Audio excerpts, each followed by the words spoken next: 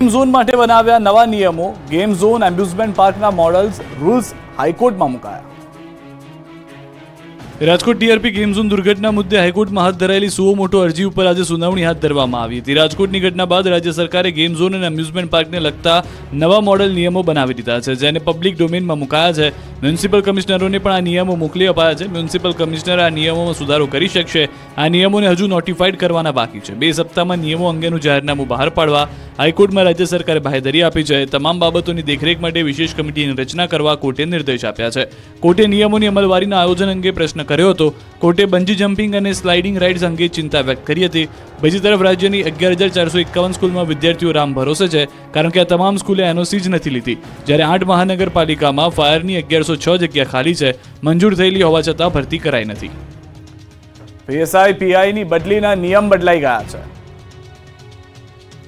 ગુજરાતમાં પોલીસમાં આમૂલ ફેરફાર થશે, જેમાં પોલીસ સબ ઇન્સ્પેક્ટર તેમજ બિન હથિયારધારી પોલીસ ઇન્સ્પેક્ટરની પારદર્શિતા લાવવા માટે નિર્ણય લેવાયો છે।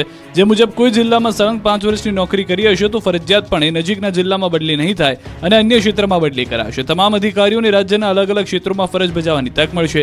આ હેતુથી મુખ્યમંત્રી, ગૃહ રાજ્યમંત્રી અને પોલીસ મહાનિદેશક અને મુખ્ય પોલીસ અધિકારી સાથેની મીટિંગમાં મહત્વપૂર્ણ નિર્ણય લેવામાં આવ્યો છે। હવે 5 વર્ષ સુધી એક જ ઝોનમાં નોકરી કરનાર પીએસઆઈ કે પીઆઈને તે ઝોનના જિલ્લાઓમાંના નજીકના જિલ્લાઓમાં બદલી કરી શકાશે નહીં। જે બિન હથિયારધારી પીએસઆઈ કે પીઆઈએ એક જ ઝોનમાં 5 વર્ષ સળંગ અથવા તૂટક નોકરી કરી રહ્યા હોય તો તેમની બદલી કયા જિલ્લાઓમાં કે એકમોમાં કરી શકાશે નહીં। 5 વર્ષના સમયગાળાની ગણતરી કરવા માટે એકમો ઉપરાંત બ્રાન્ચની નિમણૂક પણ ધ્યાને લેવા સ્પષ્ટપણે નિર્દેશ કરવામાં આવ્યો છે। આ નિયમોમાં અમુક કિસ્સા, જેમ કે પતિ પત્ની કેસ, ગંભીર બીમારી અને નિવૃત્ત નજીકનો સમયગાળો હોય તો કેસના મેરિટ અન્વયે વિચારણા કરી શકાશે। ગીરના સાવજ પરિમલભાઈ નથવાણીની બીજી કોફી ટેબલ બુક લોન્ચ।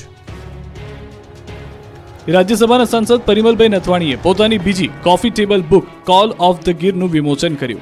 ગીરના એશિયાઈ સિંહો પર લખાયેલા પુસ્તકની પહેલી નકલ 31 જુલાઈએ તેમણે પ્રધાનમંત્રી નરેન્દ્ર મોદીને ભેટ કરી। અગાઉ 2017માં તેમણે Gir lion pride of Gujarat પુસ્તક પ્રસ્તુત કર્યું હતું। પરંતુ કોંગ્રેસ અને આમ આદમી પાર્ટીના નેતાએ કર્યું સરકારી અનાજનું કૌભાંડ। નર્મદા જિલ્લાના સાગબારા ખાતે ખાનગી ગોડાઉનમાંથી સરકારી અનાજ પકડવા મામલે મોટો ખુલાસો થયો છે। આ સમગ્ર કૌભાંડમાં સામે આવ્યું છે કે રાજકીય કનેક્શન। પોલીસની તપાસમાં બહાર આવ્યું છે કે સરકારી અનાજની હેરાફેરી કરતા 8 આરોપીઓના નામો ખુલ્યા હતા, જેમાં 2ની ધરપકડ કરવામાં આવી છે, જ્યારે અન્ય 6 આરોપીઓ વોન્ટેડ છે। ફરાર થયેલા આરોપીઓમાં એક આમ આદમી પાર્ટીનો હોદ્દેદાર છે, 2 કોંગ્રેસ પાર્ટીના, જેમાં એક કોંગ્રેસનો જિલ્લા પંચાયતનો પૂર્વ સદસ્ય રહી ચૂક્યો છે, જ્યારે એક ભાજપના સુરત જિલ્લાનો કાર્યકર છે। શૈલેન્દ્રસિંહ વસાવા કે જે આમ આદમી પાર્ટીના નર્મદા જિલ્લાનો ઉપપ્રમુખ છે, કોંગ્રેસના આનંદ વસાવા માજી નર્મદા જિલ્લા પંચાયત સભ્યમાં છે, દોલતભાઈ જે કોંગ્રેસ પાર્ટીના કાર્યકર્તા છે, જ્યારે મનીષ શાહ બીજેપી સુરત જિલ્લાનો કાર્યકર્તા છે। ખાનગી ગોડાઉનમાં 10,000 કિલો અનાજ, જેની કિંમત 3 લાખની આજુબાજુ થાય છે, સાથે એક ટેમ્પો પણ પકડવામાં આવ્યો છે, જેની સાથે કુલ 4,58,000નો મુદ્દામાલ પકડવામાં આવ્યો છે, જે સીઝ કરવામાં આવ્યો છે। સરકારી અનાજ ભરેલો ટેમ્પો હતો તે કોંગ્રેસના આનંદ વસાવાનો હતો, અને જે ખાનગી ગોડાઉનમાંથી સરકારી અનાજ પકડાયું તે ગોડાઉનમાં આમ આદમી પાર્ટીને શૈલેન્દ્રસિંહ વસાવાએ ભાડે લીધું હતું। જોકે નર્મદા જિલ્લા પોલીસ વડાએ સમગ્ર મામલે કડક કાર્યવાહી કરવાની અને કોઈને ન છોડવાની વાત કરી છે। અમદાવાદ મહાનગરપાલિકાનો લાંચિયો અધિકારી હર્ષદ ભોજક સસ્પેન્ડ। રાજકોટના ટીપીઓ એમડી સાગઠિયાની કરતૂતે રાજ્યભરમાં ચર્ચા જગાવી હતી। હવે અમદાવાદના ગઠિયા હર્ષદ ભોજક ચર્ચામાં આવ્યો છે। રાજકોટના બનાવ બાદ પણ બાબુઓમાં કોઈ બદલાવ આવ્યો નથી અને હવે અમદાવાદ મનપા લાંચિયો દબાવજો છે। આસિસ્ટન્ટ ટીડીઓ હર્ષદ ભોજકના ઘરેથી મળ્યા બેનામી 73 લાખ રૂપિયા રોકડા।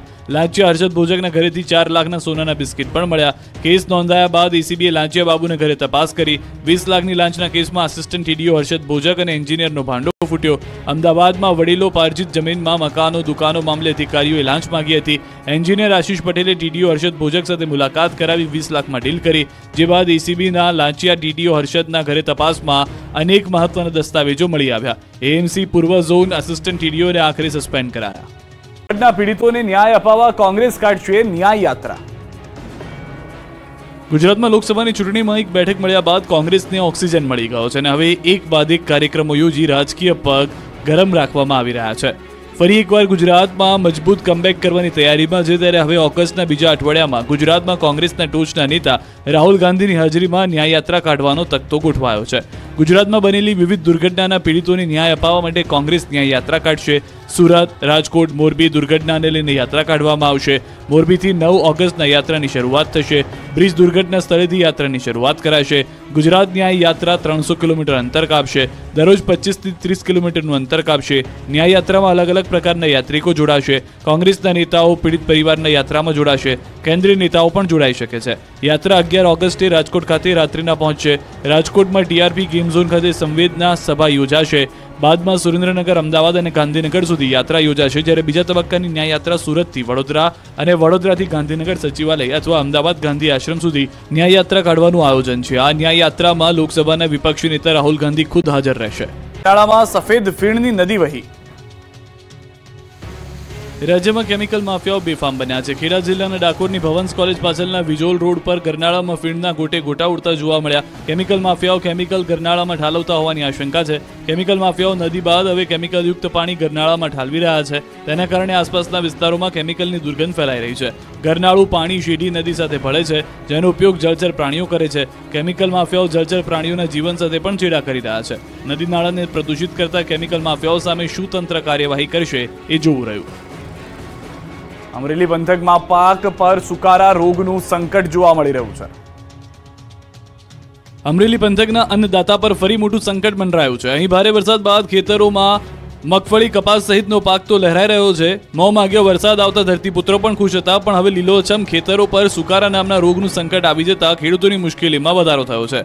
અમરેલી જિલ્લાના ધારી પંથકના ખેડૂતો મુશ્કેલીમાં મુકાયા છે. આ વિસ્તારમાં મગફળીના છોડમાં સુકારા નામનો રોગ આવ્યો છે. આ રોગના કારણે મગફળીના છોડ પીળા પડી રહ્યા છે. ઈયળોનો ઉપદ્રવ એટલી હદે વધ્યો છે કે મગફળીના ઊભા છોડની ઈયળો સફાચટ કરી જાય છે. મોંઘી દાટ જંતુનાશક દવાઓનો છંટકાવ કરવા છતાં આ રોગ અને ઈયળો પર અંકુશ આવતો નથી.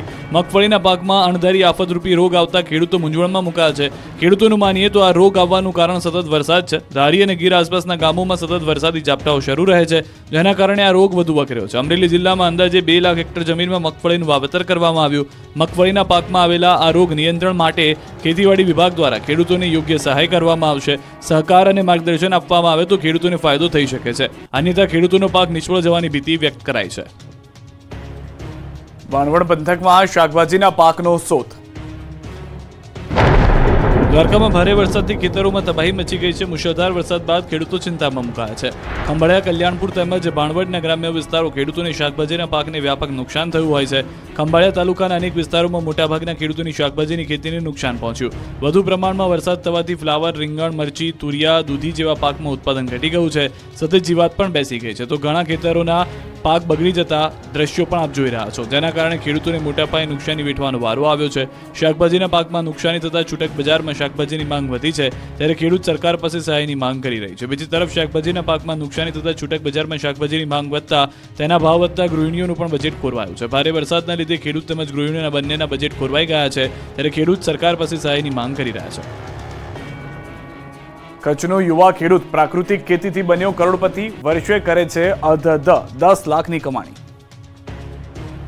પ્રાકૃતિક ખેતીને અનેક ખેડૂતોએ અપનાવી છે, ત્યારે છેલ્લા 10 વર્ષથી સમગ્ર વાડીમાં સંપૂર્ણપણે પ્રાકૃતિક ખેતી કરતા અરવિંદભાઈ સફળ રીતે વિવિધ પાકોનું વાવેતર કરીને કચ્છભરના ખેડૂતો માટે નવી દિશા કંડારી ચૂક્યા છે. હાલ તેઓ તેલીબિયા, શાકભાજી, કઠોળ સહિતના તમામ પ્રકારના પાકનું પ્રાકૃતિક ખેતી થકી સફળ ઉત્પાદન કરી રહ્યા છે. જે ગુણવત્તાયુક્ત પાકનું ઊંચા ભાવે હાથોહાથ વેચાણ થઈ જતું હોવાથી તેમની આવક સાથે તેમની પ્રતિષ્ઠા પણ વધી રહી છે. અરવિંદભાઈ ઝેંગાણીએ 10 એકરમાં પ્રાકૃતિક ખેતીમાં હાલ 5 એકરમાં મગફળીનું વાવેતર કર્યું. જ્યારે વર્ષભરમાં મગફળી, તલ, દિવેલા, ધાનમાં ઘઉં, બાજરો તેમજ કઠોળમાં મગ, ચોળા વગેરેનું વાવેતર સાથે મરી મસાલા તથા 20 જાતના શાકભાજીનું ઉત્પાદન પણ તેઓ કરે છે. જીવન જરૂરિયાતના મોટાભાગના પાક તેઓ સંપૂર્ણ રીતે પ્રાકૃતિક રીતે લઈ રહ્યા છે. રાસાયણિક ખાતર શરીર માટે નુકસાનકારક છે તેવા વિચારથી એક જ ઝાટકે 10 વર્ષ પહેલા પ્રાકૃતિક ખેતી તરફ વળ્યા. પ્રાકૃતિક ખાતર માટે હાલ નાની ગૌશાળા વાડીમાં બનાવી છે, જેમાં 15 થી 20 ગૌધન છે, જેના છાણ મૂત્રમાંથી ખાતર સાથે જીવામૃત, ધનામૃત, બીજામૃત તથા અન્ય જરૂરી દવા બનાવીને પ્રાકૃતિક ખેતી કરે છે. તેમની માંગ એટલી છે કે એડવાન્સ બુકિંગ લોકો કરાવી રહ્યા છે. પાક ઉગે તે પહેલા જ ઓર્ડર મળી જાય છે અને બજારમાં માલ લઈ જવાની મથામણથી મુક્તિ છે. સાથે હાથોહાથ માલ ઊંચા ભાવે વેચાઈ જતા સારી આવક થઈ રહી છે. સુરેન્દ્રનગરથી રેશન કાર્ડનો ઢગલો મળતા ખળભળાટ. સુરેન્દ્રનગર સંયુક્ત નગરપાલિકા કચેરીના કમ્પાઉન્ડમાંથી બિનવારસી હાલતમાં રેશન કાર્ડનો જથ્થો મળી આવતા ખળભળાટ મચી ગયો છે. અંદાજે 20થી વધુ રેશન કાર્ડનો જથ્થો કચરામાંથી મળી આવતા તંત્ર દોડતું થઈ ગયું છે. ઓળખના મહત્વનો પુરાવો કહેવાતા એવા રેશન કાર્ડના જ તોકબંધ હાલતમાં ફેંકી દીધેલી હાલતમાં મળી આવતા સ્થાનિકોમાં પણ રોષની લાગણી જોવા મળી છે. જોકે રેશન કાર્ડનો જથ્થો કોઈ ફેંકી ગયું કે પછી ક્યાંથી આવ્યો તેને લઈને અનેક ચર્ચાઓ શરૂ થઈ છે. મહત્વનું છે કે થોડા દિવસ પહેલા શહેરની મુખ્ય પોસ્ટ ઓફિસ પાસેથી કચરાના ઢગલામાંથી રેશન કાર્ડ મળી આવ્યા હતા.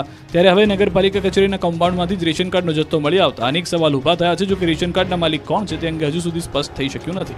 દ્વારકામાં વરસાદી માહોલ વચ્ચે દરિયામાં ભારે કરંટ. ગોમતી ઘાટે 10 થી 15 ફૂટ જેટલા ઊંચા મોજા ઉછળતા જોવા મળ્યા. દ્વારકામાં વરસાદી માહોલ હોય, દરિયામાં ભારે કરંટ હોય, દરિયાના કિનારે ઊંચા મોજા ઉછળી રહ્યા છે. દરિયો ગાંડોતુર બન્યો હોય, વરસાદી માહોલ વચ્ચે કિનારે ઊંચા મોજા ઉછળતા જોવા મળ્યા છે. દ્વારકાના દરિયામાં ભારે કરંટ, જેના કારણે માછીમારોને પણ દરિયામાં ન જવા તંત્ર દ્વારા અપીલ કરાઈ છે. ભારે પવન સાથે વરસાદમાં ડાંગ સર્જાયું ખુશનુમા વાતાવરણ. વરસાદને કારણે ઝીરો વિઝિબિલિટી, પોઈન્ટ ટેબલ પર ઝીરો વિઝિબિલિટી, મનમોહક વાતાવરણથી પ્રવાસીઓમાં ખુશી જોવા મળી રહી છે. ડાંગના હવામાં ભારે વરસાદ સાથે માહોલ ખુશનુમા થઈ ગયો છે. વિઝિબિલિટીમાં ખૂબ જ વધારે ઘટાડો આવતા ઝીરો વિઝિબિલિટી જોવા મળી રહી છે. 10 ફૂટ દૂર પણ કોણ છે તેનો ખ્યાલ નથી આવી રહ્યો, પરંતુ આહલાદક નજારો જોવા માટે, અહેસાસ કરવા માટે જ પ્રવાસીઓ ત્યાં જતા હોય છે, જે તેમને મળી રહ્યું છે. ગિરનાર વાદળોમાં ગાયબ. અદ્ભુત અને રમણીય નજારો ગિરનારનો છે, જ્યાં પ્રકૃતિ સોળે કળાએ ખીલી ઉઠી છે. અહીં આવો તો એવું લાગે કે જાણે આપણે વાદળ સાથે વાતો કરીએ છીએ. અહીં આવેલા પ્રવાસીઓનો આનંદ જુઓ. મોટી સંખ્યામાં પ્રવાસીઓ વરસાદી માહોલમાં ગિરનારની ગોદમાં આનંદ લૂંટી રહ્યા છે. હાલ વીકેન્ડમાં અહીં આસપાસમાંથી અનેક પ્રવાસીઓ ઉમટે છે. એટલું જ નહીં, દૂર દૂરથી પણ પ્રવાસીઓ આવી રહ્યા છે. પ્રવાસીઓને અહીં આવીને પ્રકૃતિનો ખોળો ખૂંદવાનો અદ્ભુત આનંદ આવે છે. અહીં આવતા પ્રવાસીઓ નજીકના અન્ય સ્થળોએ પણ જઈ શકે છે. અહીંયા ગીર રાષ્ટ્રીય ઉદ્યાન પાસે જ છે એશિયાટિક સિંહોનું ઘર. સાથે જ હિન્દુ અને જૈન બંને માટે એક મુખ્ય તીર્થસ્થાન પણ છે. વેપારીઓને નુકસાન, પાણી ભરાતા પથારી ફરી ગઈ. મહેસાણામાં ભારે વરસાદ બાદ માર્કેટિંગ યાર્ડ પાણીનું યાર્ડ બની ગયું હતું. યાર્ડમાં પાણીનું રાજ ચવાતા બધો માલ સામાન પલળી ગયો હતો. વેપારીઓની દુકાનોમાં પણ પાણી ઘૂસી જતા વેપારીઓને મોટા પાયે નુકસાન થયું છે, જેને લઈને વેપારીઓ વિરોધ પ્રદર્શન કરી રહ્યા છે. એપીએમસીના વેપારીઓ આજે હડતાલ પાડી હતી. વિસનગર એપીએમસીમાં પાણી ભરાતા વિરોધ કર્યો. પાણી ભરાતા મોટા પાયે નુકસાન થતા રોષ વ્યક્ત કર્યો. એપીએમસીમાં ખેડૂતોનો માલ નહીં લાવવા સૂચન આપી દેવામાં આવ્યું છે. વારંવાર રજૂઆત છતાં કોઈ નિરાકરણ ન આવ્યાનો આરોપ. ગામ 7 દિવસથી પાણીમાં ગરકાવ. 1200 વીઘા જમીન પાણીમાં. કંઈક આવી હાલત આણંદના ઉંદેલ ગામની 7 દિવસથી છે. રકાબી જેવા આકારરૂપ ઉંદેલ ગામમાં વરસાદી પાણીનો નિકાલ ન હોવાથી સીમ વિસ્તારના ખેતરોમાં કેડસમાં પાણી ભરાઈ ગયા. 7 દિવસ પહેલા સાથી જ પડેલા વરસાદ બાદ પાણી નહીં ઓસરતા ખેતરો બેટમાં ફેરવાયા. 1200 વીઘાથી વધુ ખેતીલાયક જમીનમાં રોપેલી ડાંગરનો પાક પાણીમાં ગરકાવ થયો છે. ભારે નુકસાન થતા ખેડૂતો પાયમાલ બન્યા છે. ઉંદેલ સીમ વિસ્તારમાં એક પણ કાંસ ન આવેલા હોવાથી વરસાદી પાણીનો નિકાલ ન થતા કેડસમાં પાણી ભરાતા ખેડૂતો, રહીશો, વિદ્યાર્થીઓની કફોડી હાલત થઈ છે. છેલ્લા 10 વર્ષથી કોઈ પણ પ્રકારની કાર્યવાહી ન કરાતા હજારો વીઘામાં રોપેલી ડાંગર પાણીમાં ડૂબી ગઈ છે. સીમ વિસ્તારો કેડસમાં પાણી ભરાતા ખેડૂતો પોતાના ખેતરે જઈ શકતા નથી. પાણીના નિકાલ માટે મુખ્યમંત્રી, ધારાસભ્ય સહિત તંત્રને રજૂઆતો કરવામાં આવી છે, પરંતુ કોઈ પણ પ્રકારની કાર્યવાહી કરાઈ નથી. તો સર્વે પણ કરાયો છે. હવે કોઈ કાર્યવાહી કરવામાં નહીં આવે તો આવનાર સમયમાં ખેડૂતો ગાંધી ચિંધ્યા માર્ગે ઉગ્ર આંદોલન કરશે. વાસણા ગામ વરસાદ વગર બેટમાં ફેરવાયું. 150 પરિવારની હિજરત. ચારે બાજુ પાણી જ પાણી. જ્યાં જ્યાં તમારી નજર ફરે ત્યાં ત્યાં જળ દબાઈ. 1-2 નહીં, 600 વીઘા જમીનમાં પાણીનું સામ્રાજ્ય. જળ પ્રલયના દ્રશ્યો છે અમદાવાદના સાણંદના ચાચરવાડી વાસણા ગામના. આકાશી આફતથી નહીં, પરંતુ વગર વરસાદે તંત્રના વાકે ખેતરો જળથી તરબોળ થયા. જી હા, દર વર્ષની માફક આ વર્ષે પણ ચાચરાવાડી વાસણા ગામના લોકો ફરી પરેશાન થવાનો વારો આવ્યો છે. ચાચરાવાડી વાસણા ગામમાં વરસાદી પાણી ભરાયા છે. ખેતરોમાં એટલા પાણી ભરાયા છે કે ખેડૂતો ખેતી નહીં કરી શકતા. ખેડૂતો પાસે જમીન છે, પણ તેમાં પાણી હોવાને કારણે તે જમીન તેમના માટે નકામી સાબિત થઈ રહી છે. જુઓ રૌદ્ર સ્વરૂપ. ઉપરવાસમાં ભારે વરસાદના પગલે છોટાઉદેપુરની ઓરસંગ નદીમાં ઘોડાપૂર આવ્યું છે. ઓરસંગ નદીએ રૌદ્ર સ્વરૂપ ધારણ કર્યું છે. ઉપરવાસમાં ભારે વરસાદને કારણે નદી ખુંખાર બનીને વહી રહી છે. છોટાઉદેપુર નજીક ચેકડેમ ઓવરફ્લો થયા. સિઝનમાં પહેલીવાર ઓરસંગ નદી પરનો ચેકડેમ પાણીમાં ગરકાવ થયો. તો જીવાદોરી સમાન જૂજ ડેમ ઓવરફ્લો થયો. નવસારીમાં વાંસદામાં આવેલો છે ડેમ. જૂજ ડેમની સપાટી 167.55 મીટર સુધી પહોંચી. નીચાણવાળા વિસ્તારના 24 ગામોને એલર્ટ કરાયા. ડેમમાં 84.650 પાણીની આવક છે. વાંસદા, ચીખલી અને ગણદેવી તાલુકામાં આવેલા 24 જેટલા ગામોને એલર્ટ કરાયા છે. નદી કિનારે ન જવા માટે વહીવટીતંત્રએ લોકોને આપ્યું છે સૂચન. નવસારી જિલ્લામાં આવેલા બંને ડેમ ઓવરફ્લો થતા ખેડૂતોમાં ખુશી. આ બાજુ સાબરકાંઠા જિલ્લામાં વહેલી સવારથી વરસાદી માહોલ જામ્યો. હિંમતનગર સહિતના આસપાસના ગ્રામ્ય વિસ્તારોમાં વરસાદ નોંધાયો. વરસાદથી નીચાણવાળા વિસ્તારોમાં પાણી ભરાયા. વરસાદથી રોડ પર વરસાદી પાણી ભરાતા વાહન ચાલકો રાહદારીઓ પરેશાન થયા. બીજી તરફ હળવા પવન સાથેના વરસાદથી ખેડૂતોમાં ખુશી છવાઈ ગઈ. મોડાસાના ગ્રામીણ પંથકમાં પણ વરસાદે જમાવટ કરી. ઇસરોલ, ઉમેદપુર, ટીંટોઈ પંથકમાં વરસાદ પડ્યો તો 4 દિવસના વિરામ બાદ ફરી નવસારી શહેરમાં વરસાદે એન્ટ્રી મારી. વહેલી સવારથી કાળા ડિબાંગ વાદળો વચ્ચે નવસારીમાં છૂટો છવાયો વરસાદ જોવા મળ્યો.